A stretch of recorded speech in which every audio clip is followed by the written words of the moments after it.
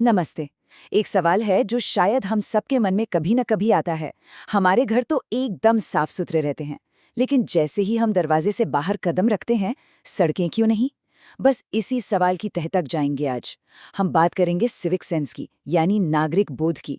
एक ऐसा मुद्दा जो हमारी रोजमर्रा की जिंदगी से सीधे जुड़ा है। तो चलिए शुरू करते हैं।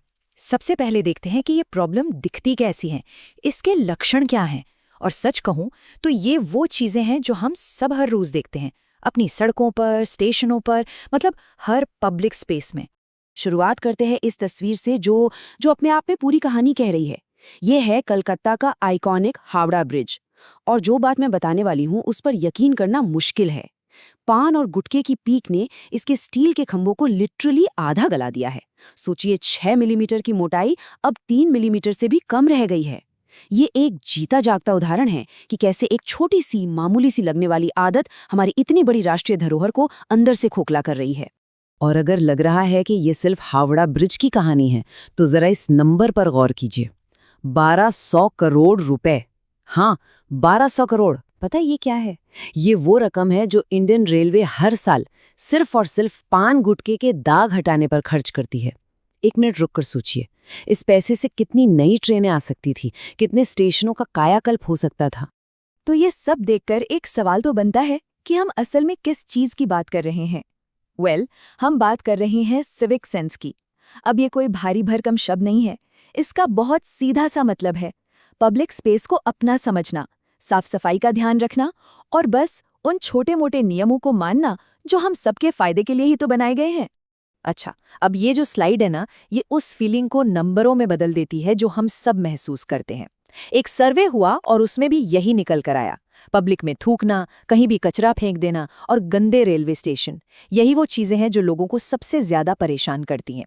तो ये आंकड़े एक तरह से कंफर्म करते हैं कि ये सिर्फ मेरी या किसी एक की नहीं, बल्कि हम सब की एक कलेक्टिव प्रॉब्लम है। तो ठीक है, हमने बीमारी के लक्षण तो देख लिए। अब बारी है डायग्नोसिस की, मतलब ये समझने की कि आखिर ऐसा होता क्यों है। इस बर्ताव की असली जड़ें कहाँ पर हैं। सवाल यही है, क्यों ऐसा होता क्यों है? और यही सवाल हमें इस पड़ताल के अगले और शायद सबसे जरूरी हिस्से की तरफ ले जाता है। और देखिए, सबसे इंटरेस्टिंग बात क्या है, लोग खुद मानते हैं कि ये सिर्फ आदतों की बात नहीं है, प्रॉब्लम सिस्टम में भी है। ज्यादातर लोगों को लगता है कि इसके पीछे 3 बड़ी वजह हैं। एक, स्कूलों में सिविक एजुकेशन की कमी, दूसरा, शहरों का खराब इंफ्रास्ट्रक्चर, और तीसरा, कानून तो हैं पर उनका सख्ती से पालन नहीं होता। और इन सबके ऊपर है एक मानसिकता, एक सोच जो शायद सबसे बड़ी रुकावट है। वो क्या है? अरे सब तो ऐसा ही करते हैं, है ना? ये एक लाइन का बहाना हमारी अपनी जिम्मेदारी को खत्म कर देता है। मतलब जब सब लोग गलत कर रहे हो तो अकेले सही करने की हिम्मत कौन करे? एक चीज पर कभी ध्यान दिया है? ये जो डबल स्टैंडर्ड है हमारा। घर अपना चमचमाता हुआ चाहिए, लेकिन बाहर सड़क पर कुछ भी फेंकने से पहले एक बार भी नहीं सोचते। ऐसा क्यों है? शायद शायद इसलिए कि पब्लिक प्रॉपर्टी को हम सरकारी माल समझते हैं, अपना नहीं। और जो अपना है ही नहीं उसकी फिक्र क्यों करें? यही सोच है शायद। चलिए, अब सिर्फ प्रॉब्लम की बात नहीं करते, कुछ ऐसे केसेस देखते हैं जो दिखाते हैं कि हाँ, बदलाव मुमकिन है। और ये भी कि मुश्किल समय में, संकट के समय में हमारा असली सिविक कैरेक्टर कैसे निखर कर या बिखर कर सामने आता है। और उम्मीद की सबसे बड़ी मिसाल है इंदौर, जो सालों से भारत का सबसे साफ शहर बना हुआ है। अब जरा इंदौर और दिल्ली का फर्क देखिए। दिल्ली में किसी शिकायत पर एक्शन लेने में 48 घंटे लगते हैं। इंदौर में वही काम सिर्फ 4 घंटे में हो जाता है। दिल्ली में कम्युनिटी इवेंट्स कभी कभार होते हैं, इंदौर में ये रोजमर्रा की बात है। तो ये साफ दिखाता है कि जब लोग और एडमिनिस्ट्रेशन एक साथ मिलकर काम करते हैं ना, तो कमाल के रिजल्ट्स आते हैं। कोविड-19 पैंडेमिक को याद कीजिए। वो पूरे देश के लिए सिविक सेंस का एक लिटमस टेस्ट था, एक बहुत बड़ी परीक्षा। और उस दौरान हमें दोनों ही तस्वीरें देखने को मिली, कहीं जबरदस्त सामूहिक जिम्मेदारी तो कहीं पर नागरिक उदासीनता। लेकिन उसी मुश्किल दौर में हमें कुछ कमाल की मिसालें भी देखने को मिली। मुंबई की धारावी, जिसे सब एक बड़ा हॉटस्पॉट मान रहे थे, या फिर केरल, इन जगहों ने दिखाया कि अगर सब लोग ठान लें तो क्या नहीं हो सकता। लोगों ने एक दूसरे का साथ दिया, नियमों को माना और ये साबित किया कि सिविक सेंस की भावना हमारे समाज की जड़ों में आज भी जिंदा है।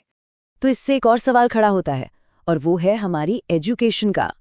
क्या हमारा एजुकेशन सिस्टम अच्छे नागरिक बनाने में कामयाब हो रहा है, या फिर ये सब सिर्फ किताबों तक ही सिमट कर रह गया है?